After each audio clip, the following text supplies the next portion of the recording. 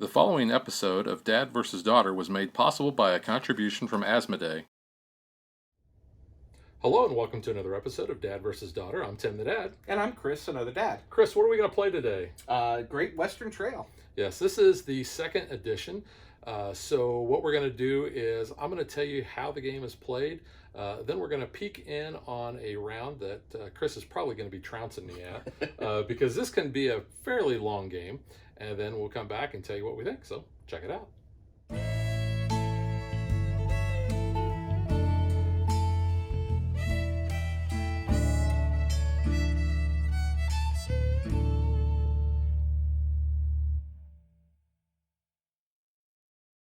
Before I start talking about the gameplay, I do want to point out some of the subtle differences between the first edition and the second edition.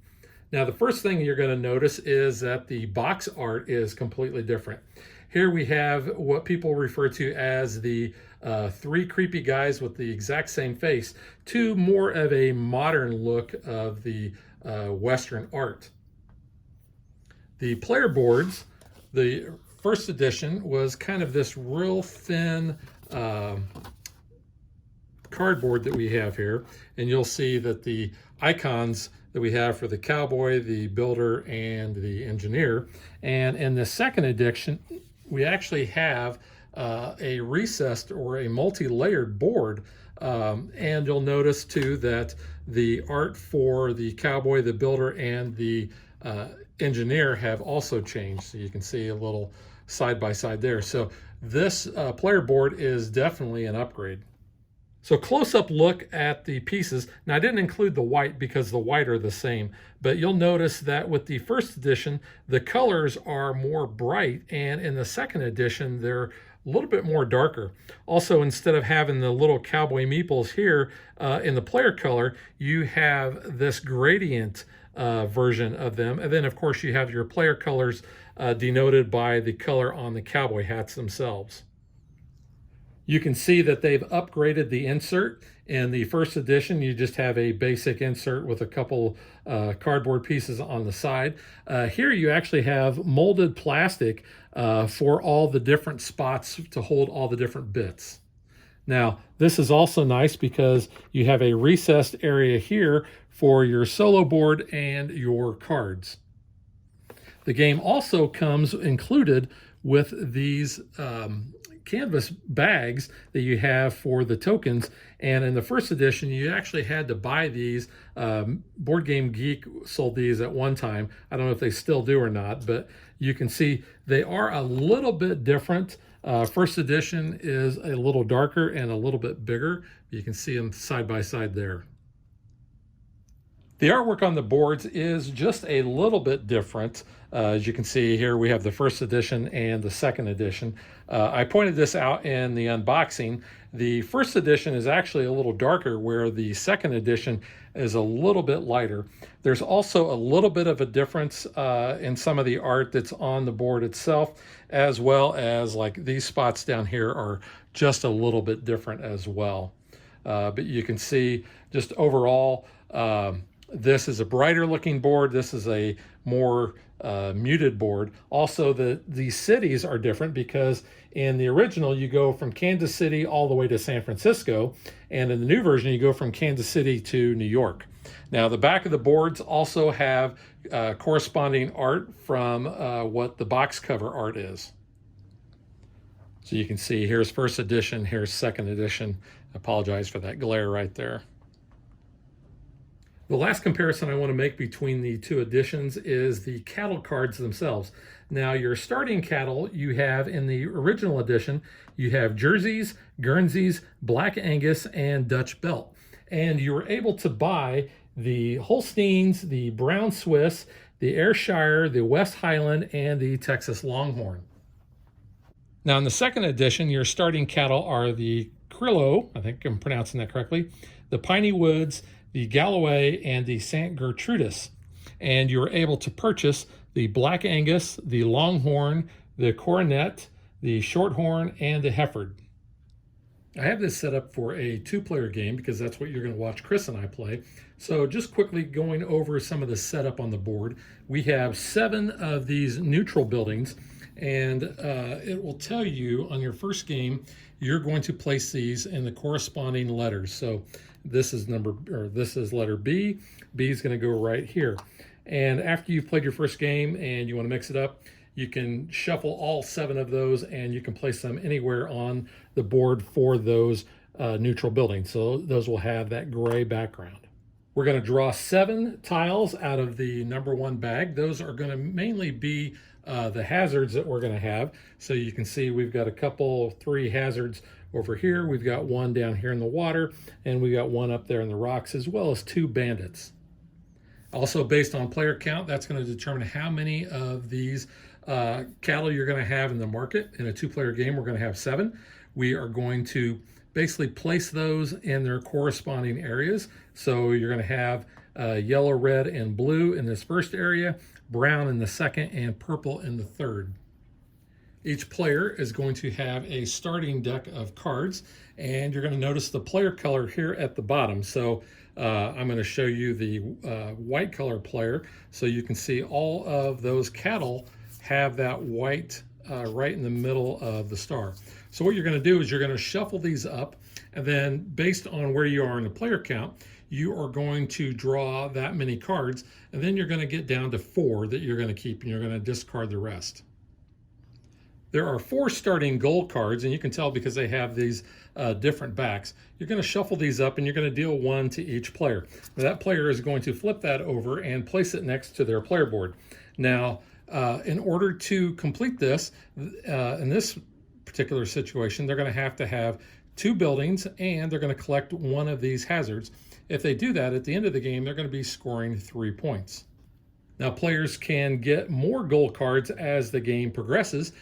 We have a market of 4 cards that we're going to flip over and start the game off with. If the player is able to complete those, they will get the victory points listed at the bottom. If they play that card down in front of them and they are not able to complete that one, then they will lose victory points.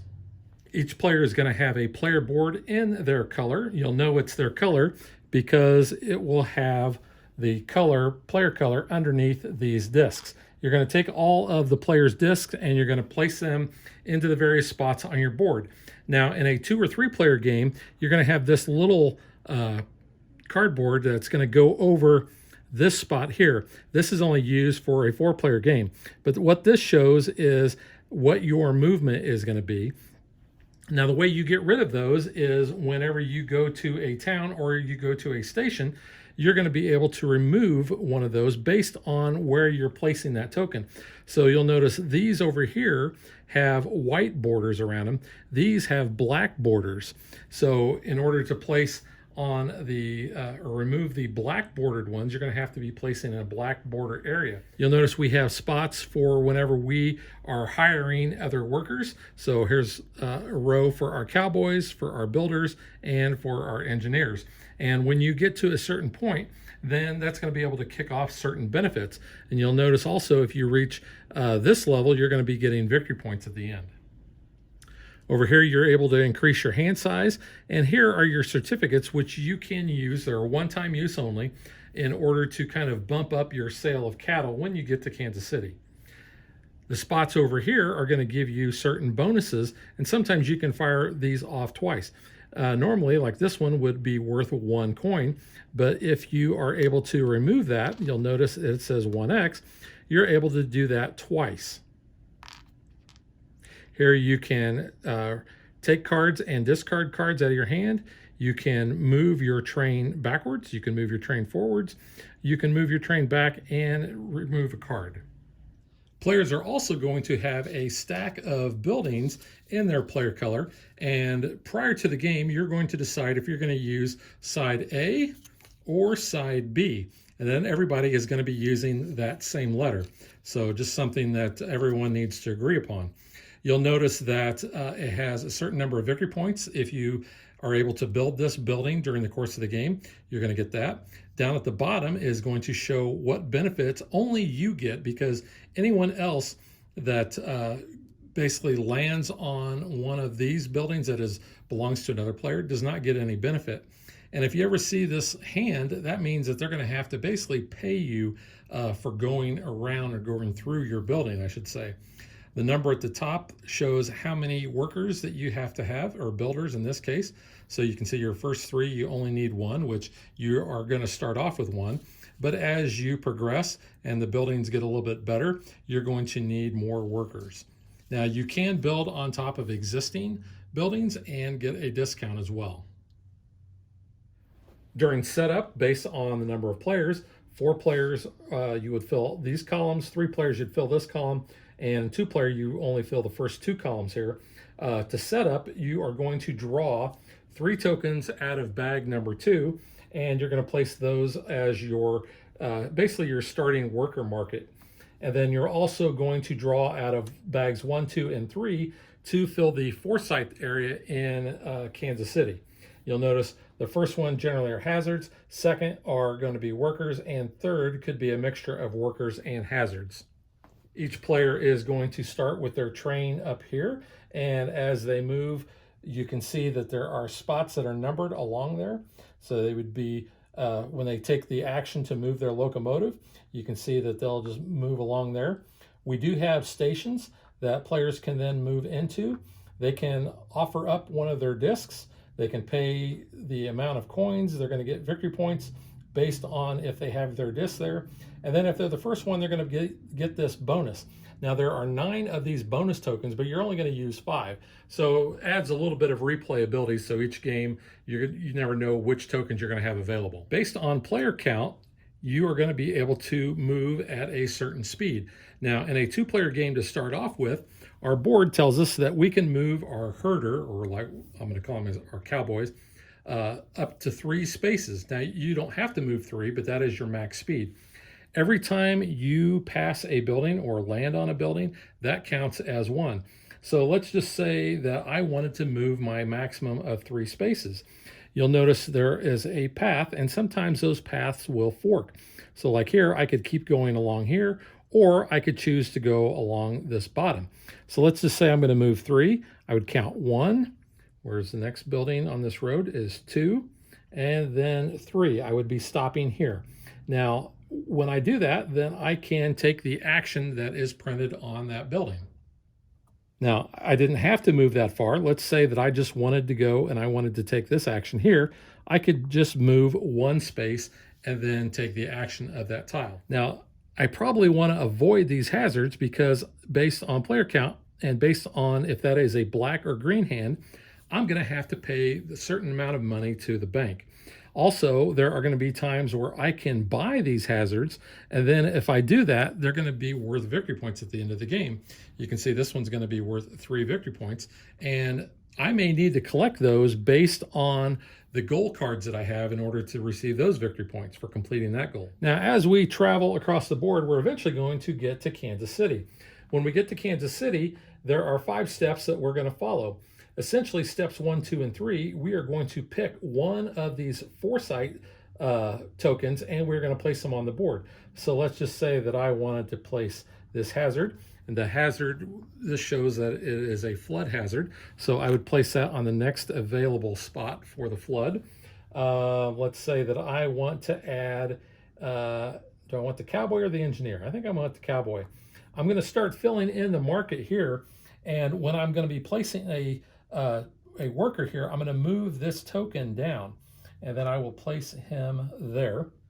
And then for the number 3, I'm going to basically do the same thing, except it could be a hazard or it could be a worker. I'm going to go ahead and grab this worker, and I will place the worker there. Now, when I have the option to buy or hire workers, I have to look above where this marker is, so I can hire any of these 4 workers by paying the cost. Now, the cost is different depending on where they are at on the board. So for instance, these first 2 spots, it's going to cost $6 in order to hire that worker. On this one, it costs $7, but here it gets a little cheaper. It goes to $5. Then we got 7, 9, 6, 8, 10, 6, 5, and 4. Now, when this marker reaches and goes past this little yellow thing here, that's going to signify that we need to refill the cattle market, again, based on the number of players. There are 2 times that that's going to happen. When we get down to there, that's going to be the last time. And then whenever this market token falls off the board because we've pushed it down, that's going to signify the end of the game. Whoever was the person that did that is going to be able to take this marker, and you can see it's going to be worth victory points. Number 4 is basically going to be our sell cattle action. So what we're going to do, based on the number of cattle cards that we have in our hand, you can see I have 4 because that's my maximum hand size at the moment. We are going to sell cattle that is all unique. So in this case, I have 2 of these Criollas. I'm only going to be able to sell 1 of those. I'm going to look at the number at the top here. So I get 2 for the Galloway, 2 for the Santa Gertrudis, and then 1 for the Criolla. So that's going to be 5.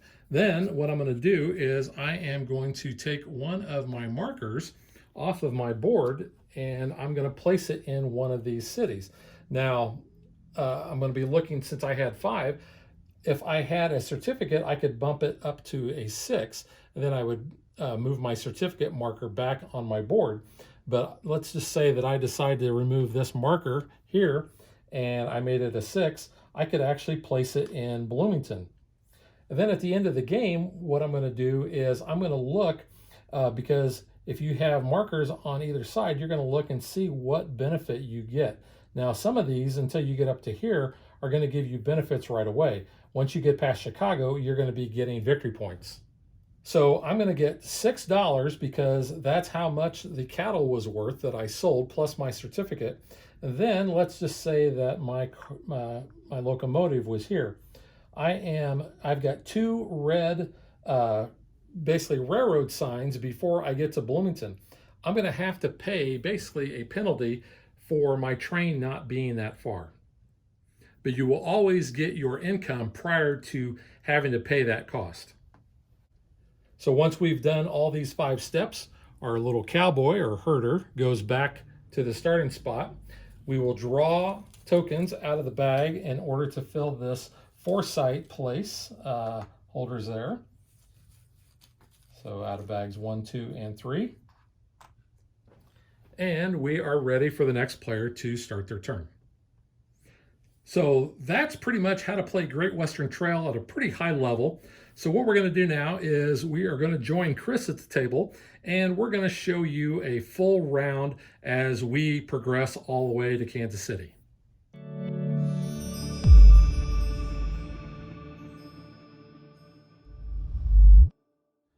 All right, we are halfway through. Chris had just gone to Kansas City, and because we crossed this magic yellow arrow, we refilled the cattle market. So now it is back to me. I am in the white hat because, you know, the good guys always wear white. Chris is in the blood red hat because Chris is always red. All right, I am still only moving a distance of 3 at a time. I'm going to go ahead and I'm just moving to here to get some money. I will get, because this is my house or my building, I will get 4 coins total because I get 2 per building that I have in the tree line. So I have 1 building there and I have 1 building up here. And you can see if I remove that, I'm in the tree line there. So that's $4. And we are using metal coins that do not come in the game because Chris is the king of bling. So we have an upgrade there. And I have 4 cards, which is my max. So that is my turn. All right, I'm going to come to the first building and stop. I will sell a Galloway for 2 coins. And we are using the suggested standard setup too. So the neutral buildings are all where they're supposed to be. And so I can then hire a worker for the base cost. Yep. I'm a little light on cash. 3, 4, 5, 6. We have a lot of engineers. There is an engineer there in the 5 row, so I could buy that, but I think I'm going to hold on to some money and see if I can't buy some cattle. So I'm going to pass on the second half of the action there. Okay. So back to me. Did you draw up? Yes, okay. No, I did not, because I can carry 5 now. Thank you. All right, I think I'm just going to move up to here I'm going to get a certificate,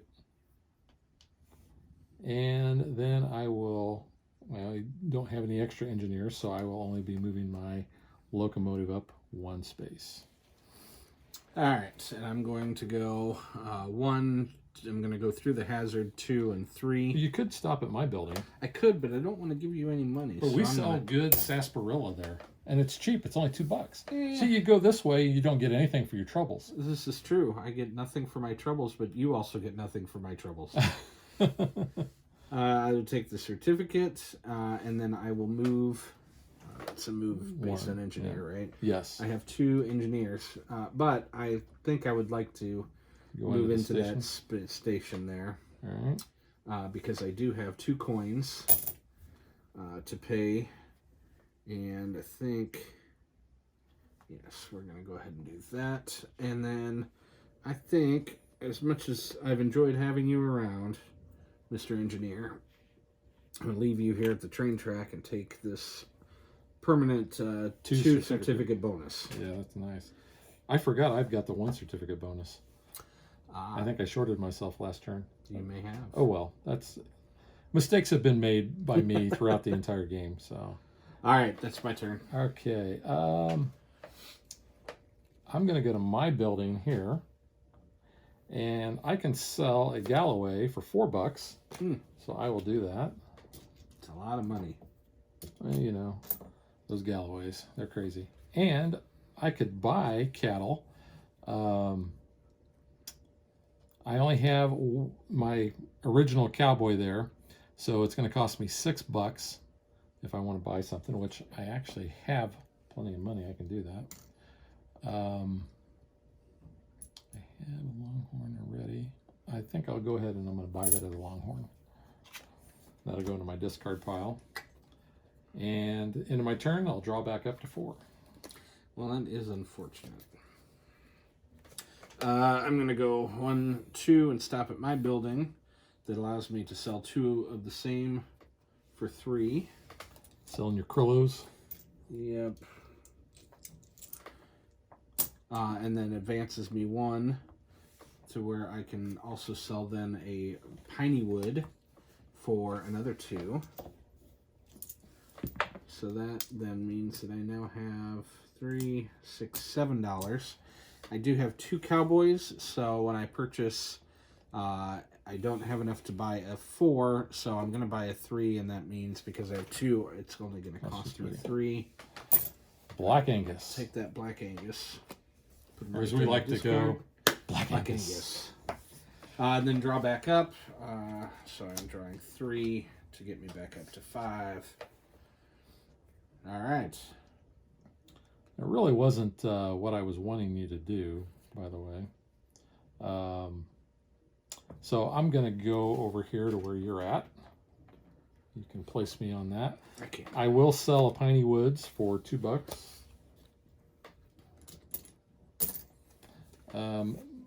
However, I cannot purchase because that's going to cost $12 to buy that Shorthorn. So that stinks. Wait, a Longhorn only costs you $6, but a Shorthorn, Yeah. so making the horns longer, it's cheaper or it's more expensive? Seems wrong. I don't know. All right. Since I can't buy, I'm going to draw up. All right. All right, I'm just advancing 1 because I'm going to sell 2 Criollos then for $4.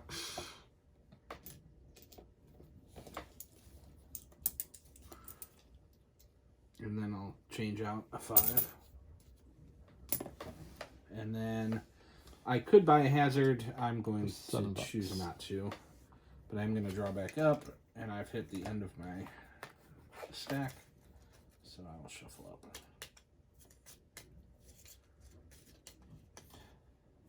All right. I am going to skip where you're at and go here. I will move my train up 1 more spot. Whoops. Okay. Since I have both of my auxiliary spots open for this, you can see on the little building there, I'm going to take 2 coins. All right. And I am already at my max hand size, so. That is my turn. I'm going to go to Kansas City. Kansas City, here you come. So when you reach Kansas City, you've got to basically do 5 things. You do them in order. So you can see we have 1, 2, 3, 4, and 5. So you get to pick which one of these hazards, essentially, that you want to place on the board. Yes, and let's not make my outside route any more expensive. So you want the bandit? Put the outlaw or bandit. Let's see. We still are in need of some cowboys, so let's put a cowboy out. And because we're going to fill that row, the market token is going to go down, and the cowboy will go there. And let's put the builder out. And in a 2-player game, you can see we're only placing in 2 columns there. And then we will refill those spots. Okay. While you're doing that, I've got 3, 6, 7, 8, 9, 10, 11, 12. Wow. I also have 2 additional certificates that would bump me ahead. But I only want to go to Toledo, so I will take the money for the certs and take 14 as income, but only go to Toledo. And then I'm going to have to pay 3. Yeah. 14, so I'll take 11. So for every of the red X's between you and the city you're delivering to, you have to pay an additional coin. But you get your income prior, so you should always be able to afford it. Yep. Okay, so that, and now Toledo has the black background, so I can potentially put one of those in there. The best way to make money in here is to cycle through your cards and make sure you have good cattle, so I'm going to spend $5 to do that upgrade and drop that marker. Yep. And then final thing is you'll draw your hand size back up. And your cowboy then returns all the way. There's your card right there. Thank you. Cowboy goes back down at the starting spot. Well, I don't have any other buildings between me and Kansas City, so I'm going to Kansas City as well. And let's go ahead and we're going to put that extra hazard over here. I think we will, let's see. Yeah, we're going to go ahead and put this builder out. So move that marker down there. And I don't understand why you do that, Tim. yeah, I'm going to put this other builder down here. And I'll get to filling that in just a little bit. But I have 3, 4, 5, 6, 7, 8. So I'm going to get, and I have 2 certs, but I'm not going to spend that. Well, actually, I could get to Chicago and do that.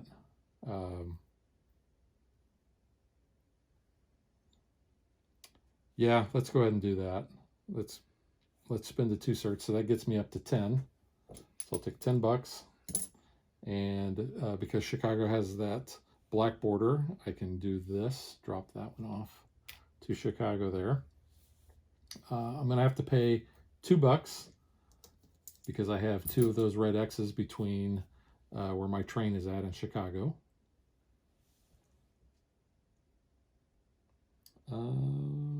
Oh, and I got to pay additional $5 for that. I'm sorry. Didn't want to cheat you. So my hand size will now be 5. I think that's it. So discard those. I will draw back up to 5. I'll have to shuffle and I'll refill that. But I will go back to the starting point. So that is what a typical round looks like. We'll come back and we'll tell you who won. And it's not going to be a surprise. Chris is going to kick my butt. So I don't know.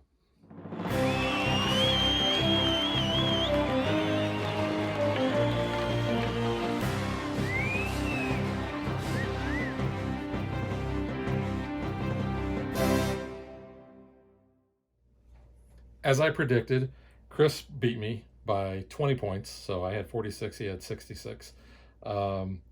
Every game I've played of this, I've played with Chris, and every game I've played, I've lost. So my luck continues on this.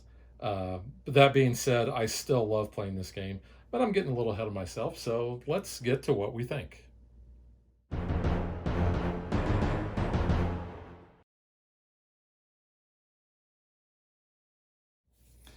as I said, this is a game I'm really not that good at, but I love it. I was telling Chris earlier, I could score 0 points and be totally trounced and still have a great time playing it. And I was trying to think of what is it about the game that I really like, and it really is building up your herd and being able to sell all the different kinds to Kansas City. That's going to get you the points. And there's the little aspect that you got to be aware of, because you can only place your disc in one city, and you always have to keep upgrading your herd in order to keep progressing along that track so that you can sell more and get more points to continue placing your markers. Because if you place in Kansas City, it's going to be worth -6 points at the end of the game. If you place in Fulton and St. Louis, you're going to lose 3 points, and then everything else is, you don't really get to the victory points until you get up there. So you constantly have to keep bettering your herd, moving your train along so that you don't spend a ton of money based on being so far away from the cities. I think the theme is, you can take your train so far with the cattle, and then you've got to pay another hauler basically to get it to the city that you want to.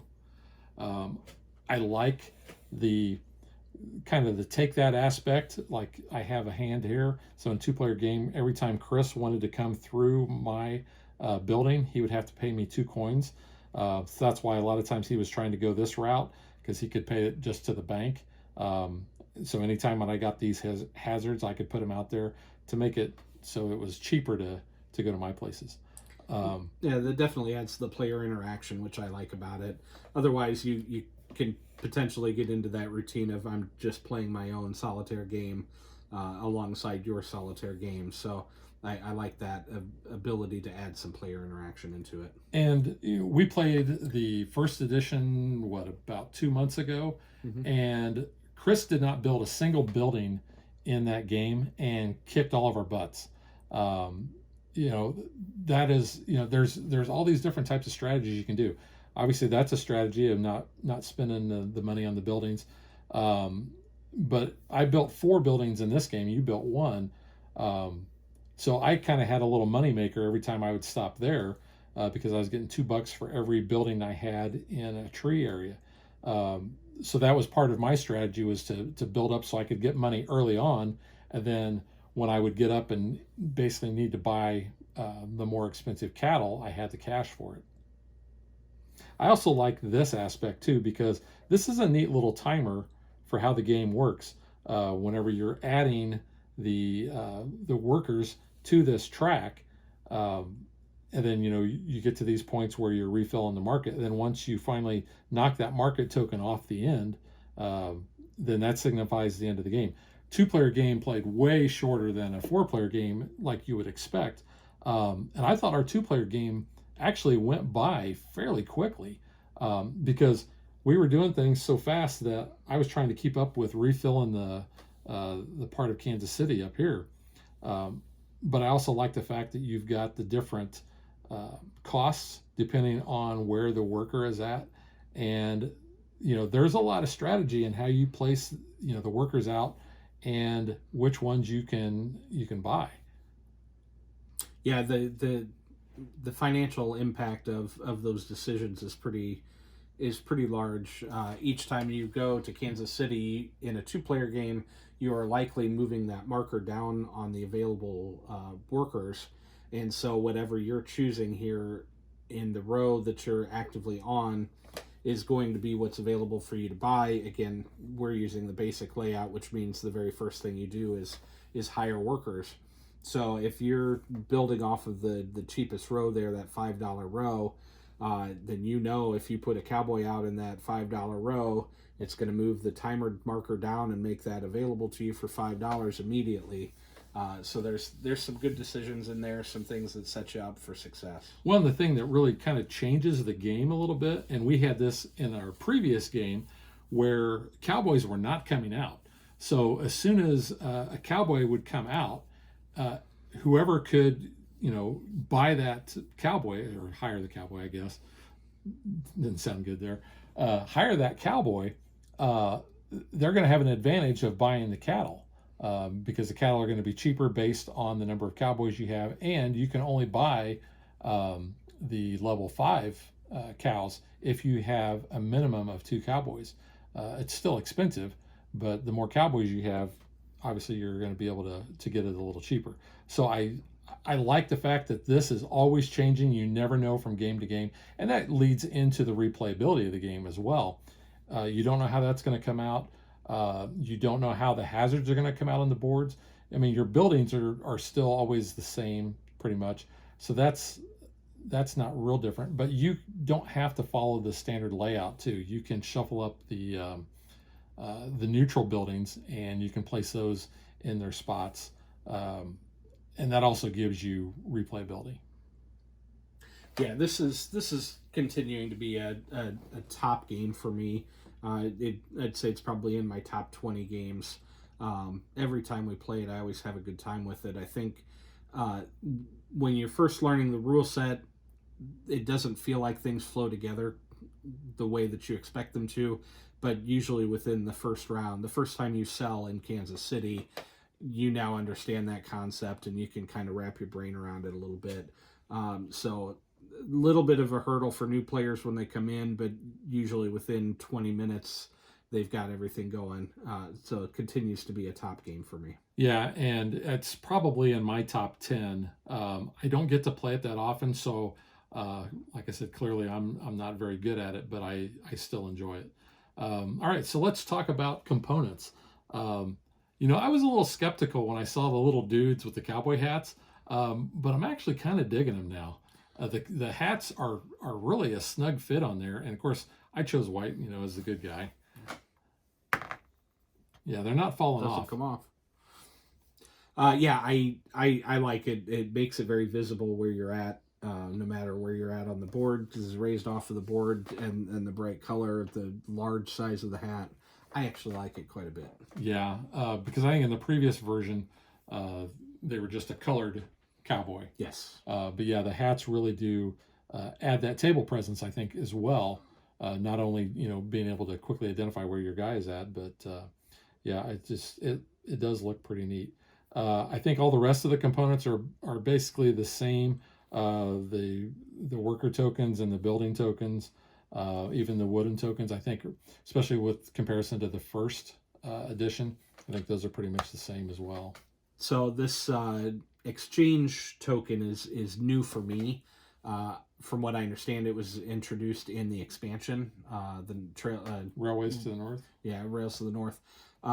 In the setup for the game, each player starts with one of these that allows you at some point during your turn, you can exchange 2 cards. And there are other places on the board where you're able to pick up additional ones if you, trade with the outlaw. I don't know what the action is there anymore. They have to look it up in the rulebook. Maybe they talk about it there. But you're able to get another token here. If you build between St. Louis and Bloomington, you're able to get a token. So when the game started, I thought that was a really nice add to the game. If you get a bad draw in your hand, it allows you to reset that.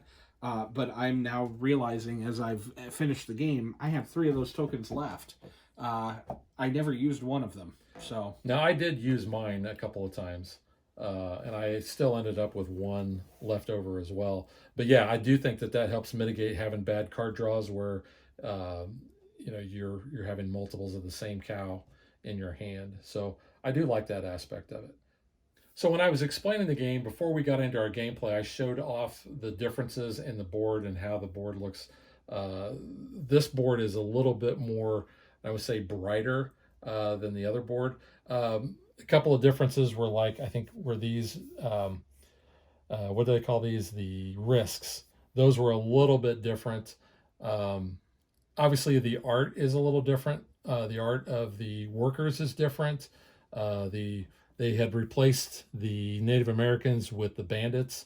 I'm okay with that. It didn't bother me with the first edition. Essentially, they act the same. So, I really don't have any beef there. yeah, one of the other changes, different breeds of cattle were used. And again, I don't know if if there was an issue with the first set where they were not correct or anything along those lines, but there are several that are different breeds that they're including in this particular version of the game. Yeah, and that wasn't a big deal to me either. I mean, they didn't really change much other than, they've got some different art and they've got, the different breeds of cattle. Yeah, it's not like Wingspan where you're learning about the birds as you're looking at the cards. Exactly. It's, like I said, one of the other differences is in the cities. So now we are actually heading from Kansas City east back towards New York. I do like that they've changed that because they have St. Louis, Bloomington, Peoria, Chicago, and Bloomington and Peoria are basically where we're at. So it was a nice addition, I thought. I thought so too. I'm just now realizing the irony that neither of us actually built in Peoria. That is true. And we are literally right outside of Peoria. Yeah, so that is kind of funny at the moment. Yeah, but I like that change.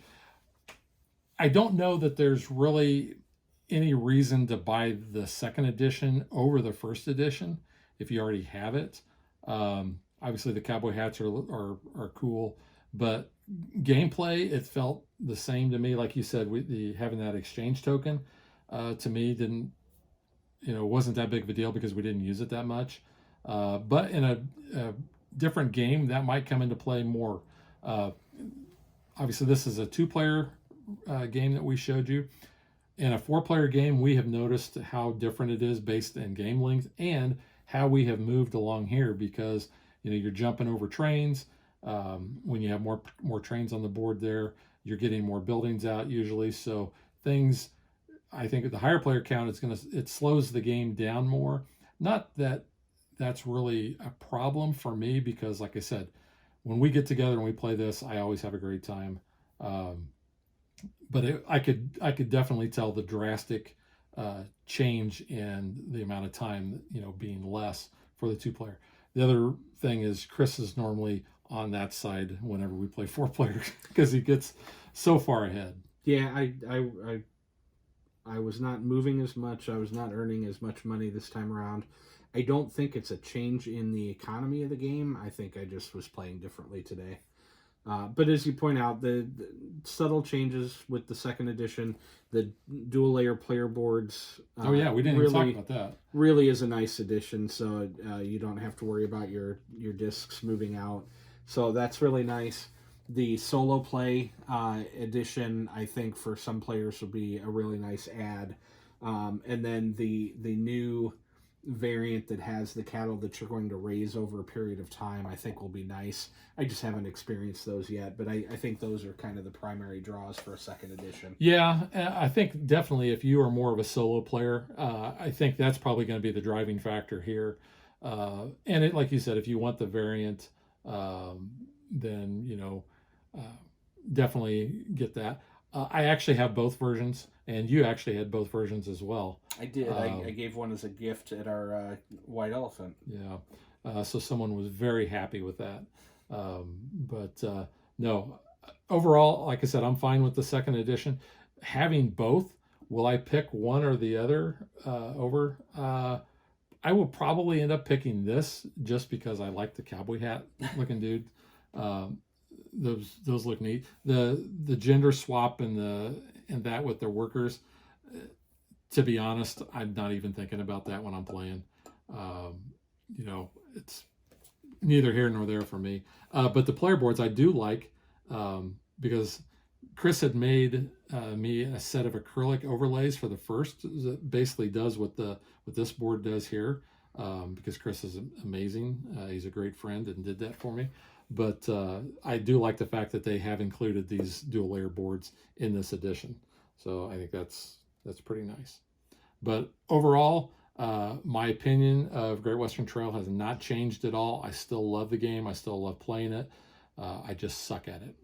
Yeah, I agree. The second edition. Thanks for agreeing that I suck at it. I don't think the second edition changes anything for me. I still think it's a great game. I continue to get it to the table when I can, and I don't think that will change with the second edition. So. All right, I think that about does it. I am going to give this 2 thumbs up just because, like I said, I always love it. Chris gives it 2 thumbs up as well. And we will catch you guys next time. Bye. Thanks for watching our video. We hope you enjoyed it. And if you did, click that like and subscribe button. You can also follow us on social media like Facebook and Twitter at DadBeDaughter. And if you like what we do and you want to support us, you can visit our Patreon page. So thanks for watching. Thanks.